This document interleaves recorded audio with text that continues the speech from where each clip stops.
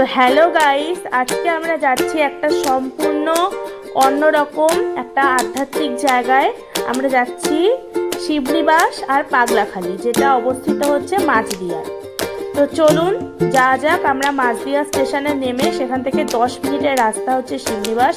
আমরা পুরো জার্নিটা ভীষণ ভীষণ এনজয় করেছি। আশেপাশের দোকান, মানুষজন, সে জায়গার পরিবেশ খুবই মনোমুগ্ধকর, খুবই ভালো।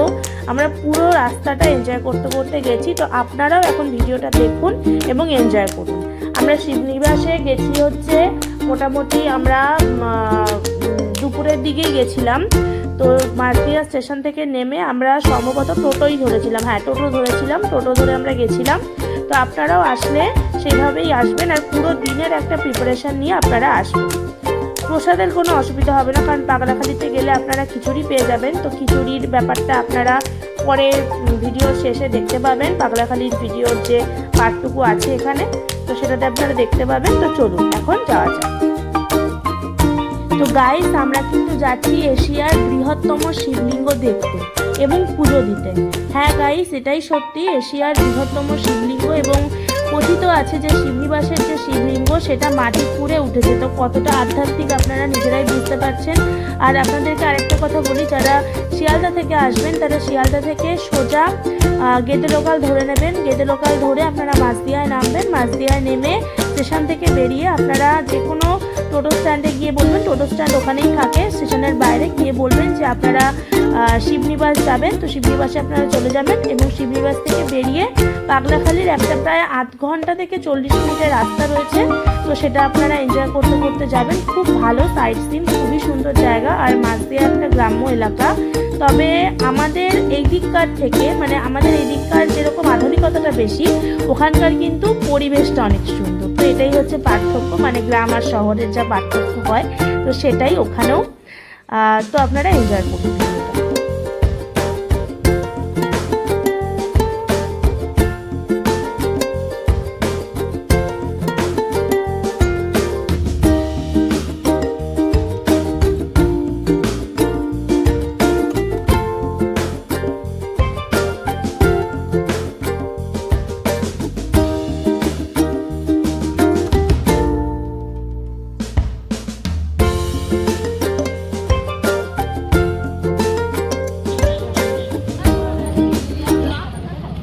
আচ্ছা, এই প্রত্যেকটা দাম একটু বলে যাবেন পরপর পরপর, বলুন তো। এগুলো 800 টাকা, এগুলো 50 টাকা।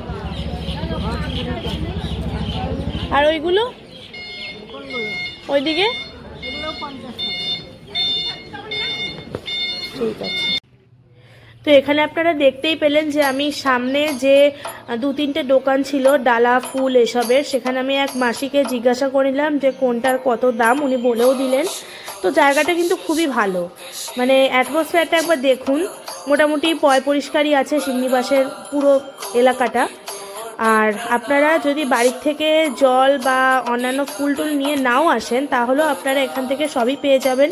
আমার মা কিন্তু এখানে একজনের কাছ থেকে গঙ্গা জল নিয়ে নিয়েছিলেন। এখানে চটিকোলার একটা ব্যাপার থাকে, মন্দিরের বাইরে চটিগুলো, তারপরে মন্দিরের ওদিক থেকে ঘুরে গিয়ে লাইন দিতে হয় পুজোর জন্য। তো আমার মাও এখন সেটাই যাবে, আপনারা দেখুন।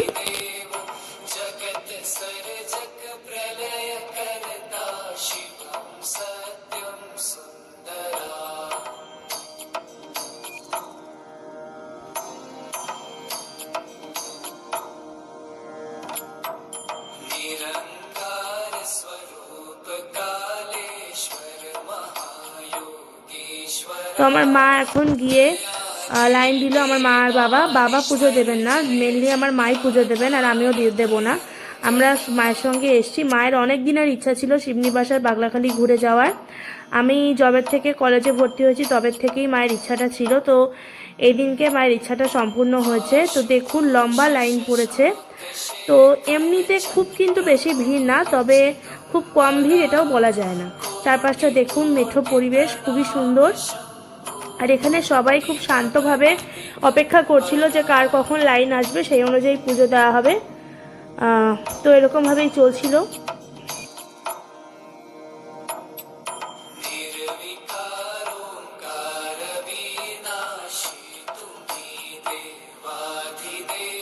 তো এখানে দেখুন আমরা কিন্তু কালভৈরবের বাহনের দেখা পেয়ে গেলাম। একটা কুকুরকে কি লক্ষ্য করলেন? তো আমাদের মহাদেবের যে কালভৈরব অবতার, সেই কালভৈরব অবতারের বাহন হচ্ছে কুকুর। তো আমরা যারা কুকুরকে ইচ্ছাকৃতভাবে ঢিল মারি, তাদের সঙ্গে খারাপ আচরণ করি, তাদেরকে একটা কথা বলে রাখি যে কুকুর মানে কিন্তু কোনো গালাগালির শব্দ, কোনো অপছন্দের কিছু নয়। এটা কিন্তু স্বয়ং মহাদেবের খুব কাছের একজন প্রাণী কুকুর। এটা আপনারা মনে রাখবেন, জেনে রাখবেন।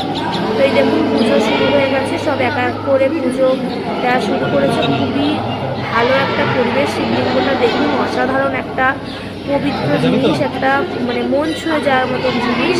সবাই এক এক করে পুজো দেওয়া শুরু করেছে। উপরে ফুলবেল পাতা দিচ্ছে, কেউ দুধ দিচ্ছে, জল দিচ্ছে। অসাধারণ একটা বিষয় চলছিল। অনুষ্ঠানটা খুবই ভালো হয়, পুজোটা মানে চোখ জুড়িয়ে যায়।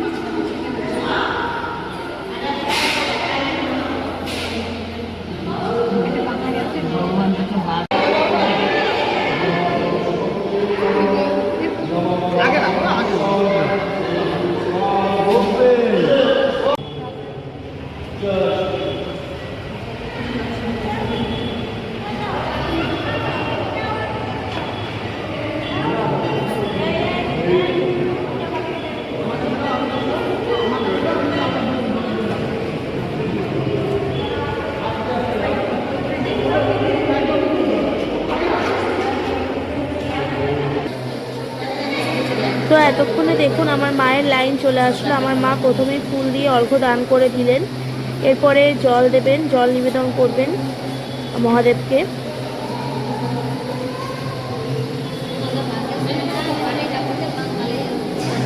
মালা পরিয়ে দিলেন, আকন্দ ফুলের মালা। বলে রাখি আমার যে বড় মামা, তিনিও কিন্তু শিব ভক্ত। শিবের জন্য তিনি নিজে মালা গাঁথেন, মালা দিয়ে পুজো করেন। এবং আমার যে দাদু বাড়ির এলাকা, সেখানেও কিন্তু শিবের খুব মানে ভক্ত পাওয়া যায়। সবাই একে একে পুজো দিচ্ছে দেখুন। আপনারাও এই আবেগটাকে মনে ধরে রাখুন। আমার মা প্রণাম করে নিচ্ছে, আমরাও প্রণাম করছিলাম বারংবার, জয় শিব শম্ভু বলছিলাম। একটা আধ্যাত্মিক পরিবেশের সৃষ্টি হয়েছিল।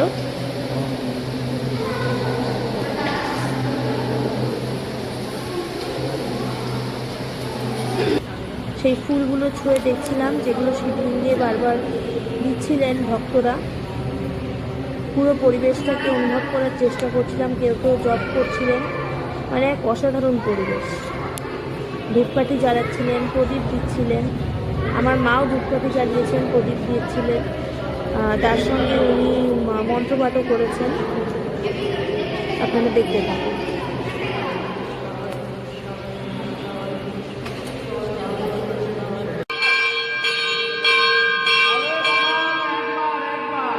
এখানে দেখুন ঠাকুরমশাই ওনাদেরকে বলে দিচ্ছিলেন যে একবার ঘন্টা বাজালেই হবে, 3-4 বার করে ঘন্টা বাজানোর দরকার নেই। আমার মা অঞ্জলি দিচ্ছিলেন, দেখে নিন। তো এভাবেই চলছিল সব কিছু।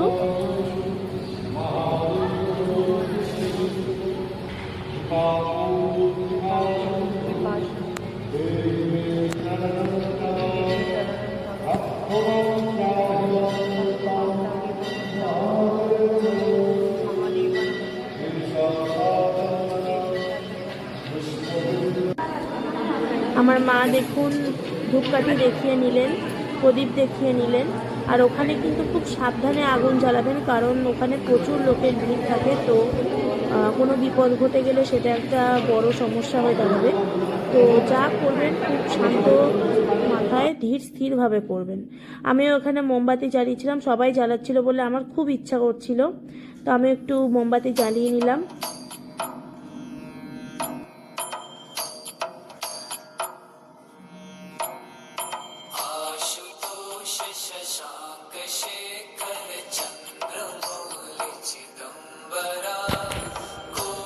আমার মা দেখুন এখানে সুতো বেঁধে নিচ্ছিলেন তার মনস্কামনা পূরণের জন্য। প্রত্যেকে যারা এখানে আসেন তারা নিজেদের মনস্কামনা পূরণের জন্য এখানে সুতো বাঁধেন। আমিও বেঁধেছি, মাও বেঁধেছে। সুতোতে কখনো গিট দেবেন না, সুতো নর্মালি ওই বাঁশের সঙ্গে পেঁচিয়ে দেবেন, তাহলেই হবে।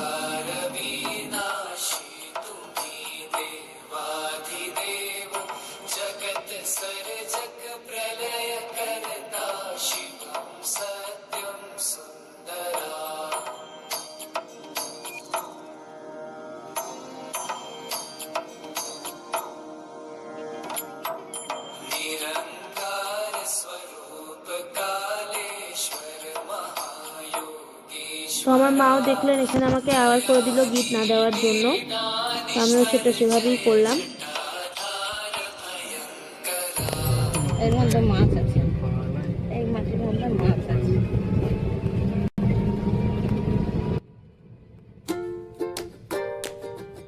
তো শিবনিবাস থেকে কিন্তু আমরা অলরেডি বেরিয়ে পড়েছি। বেরিয়ে আমাদের যে টোটো ছিল সেই টোটোতে করেই আমরা পাগলাখালির দিকে রওনা হয়েছি। চারপাশের যা পরিবেশ মানে বলার কিছু নেই, খুবই সুন্দর পরিবেশ। একদিকে দোকানটা ছিল, ওখানে কাঠ কাটা হচ্ছিল, মানে ভাষা নেই বলার কিছু। গ্রামের পরিবেশ অতুলনীয়। আর আমি যেটা বলবো সেটা হচ্ছে শিবনিবাসের ঠিক উল্টো দিকে, আপনারা যখন শিবনিবাস থেকে বেরোবেন শিবনিবাসের ঠিক উল্টো দিকে দেখবেন একটা মন্দির আছে। ওটা খুব সুন্দর একটা মন্দির, ছোট মন্দির কিন্তু খুবই ভালো। ওখানে গিয়ে আপনারা প্রণাম করতে পারেন, প্রণামে দিতে পারেন। আর আমার মা ওখান থেকে মানে ওখানে প্রচুর লোকে মানত করে এসে বিভিন্ন মূর্তি রেখে যায়। তো ওখান থেকে ঠাকুরমশাইকে বলে মূর্তি নিয়ে আসা যায়। তো আমার মাও 3টে মূর্তি নিয়ে এসেছিলেন। তো খুবই ভালো লেগেছিল শিবনিবাসে। এখন চলুন পাগলাখালির দিকে যাওয়া যাক। পাগলাখালি যেতে, শিবনিবাস থেকে পাগলাখালি যেতে মোটামুটি কিন্তু 30 থেকে 40 মিনিট সময় লাগে। তো আপনারা সময়টা কিন্তু হাতে নিয়েই বেরোবেন, তাড়াহুড়ো করবেন না, তাহলে কিন্তু দিনটা এনজয় করতে পারবেন না।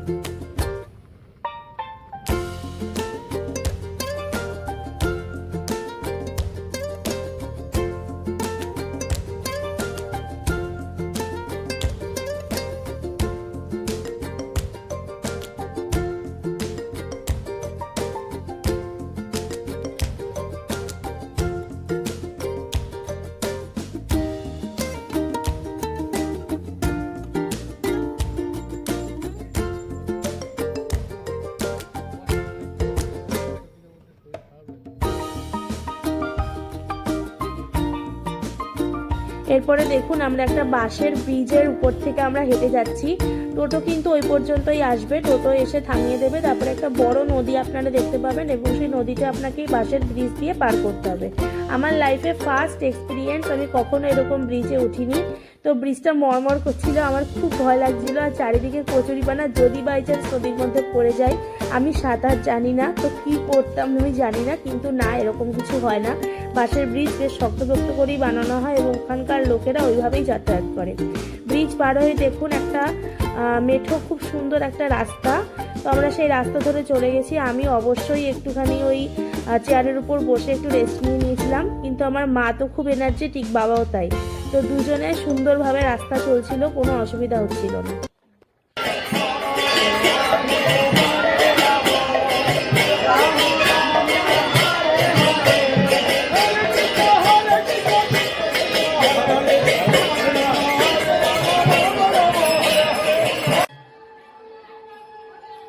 তো এখানে আপনারা দেখলেন প্রথমেই গান বাজনা হচ্ছে। পাগলাখালিতে কি ভিড় দেখতে পেয়েছেন একবার? তার মানে কত লোক আসে, কত একটা আধ্যাত্মিক স্থান। লোকজন এখানে মানত করতে আসে, পাশেই তো নদী, মানে আর এখানে একটা বড় গাছ রয়েছে, সেই গাছেই লোকে পুজো দেয়। আমার মাও দেখুন পুজো দিচ্ছে, প্রচুর লোক পুজো দিয়েছে, প্রচুর ফুল, বেলপাতা, ধূপ ধুনোর গন্ধে একেবারে ম ম করছিল। তো দেখুন এখানেও মা সুতো বেঁধে দিল। আসলে সুতো বাঁধাটা হচ্ছে একটা মনস্কামনা পূরণ, একটা কি বলবো, একটা মনের শান্তি। তো যেখানেই সুযোগ পাওয়া যায় এটা কিন্তু করা উচিত।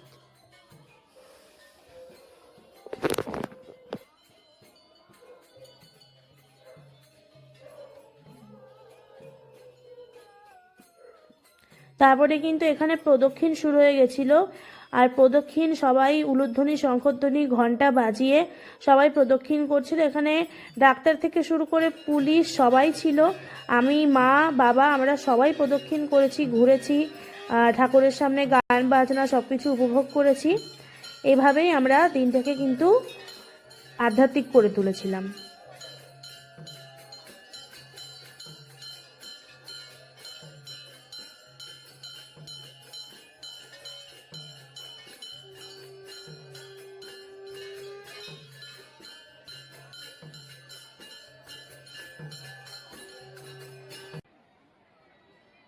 এবার চলে আসি আমাদের স্পেশাল পেট পুজো পর্বে। তো দেখতেই পাচ্ছেন মন্দির প্রাঙ্গণে আমরা বসে গেছি, শয়ে শয়ে লোক বসে গেছে, ভেতরেও প্রচুর লোক ছিল, কিন্তু আমরা জায়গা পাইনি বলে আমরা মন্দির প্রাঙ্গণেই বসে পড়েছি।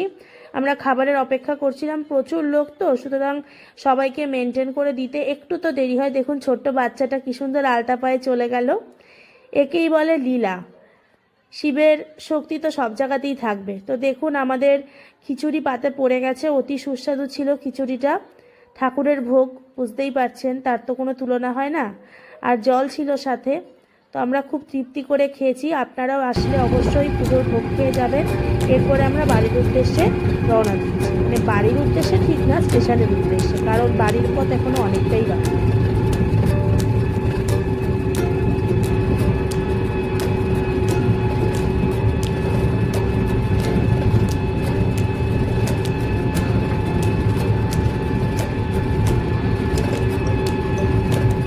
আমি আর আমার মা কিন্তু এখান থেকে প্রচুর শর্ট ভিডিওর জন্য ছবি তুলে নিয়েছিলাম, মানে চারপাশের পরিবেশে সবুজের কোনো অভাব ছিল না।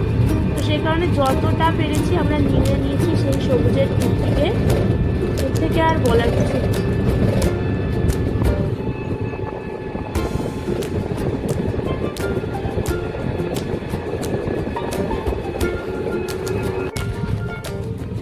দেখুন একবার চারপাশটা, কত জলাভূমি, কত সবুজ গাছপালা। আর এইভাবেই আমরা সূর্যের অন্তিম কিরণ গায়ে মেখে স্টেশন থেকে বাড়ির উদ্দেশ্যে রওনা দিলাম। দেখুন জানলা থেকেও আমরা গ্রাম্য প্রকৃতি দেখতে দেখতে আসছি। এভাবে আপনারাও একবার আসবেন, এনজয় করবেন, নিজেদের দিনটাকে আধ্যাত্মিক করবেন। ধন্যবাদ।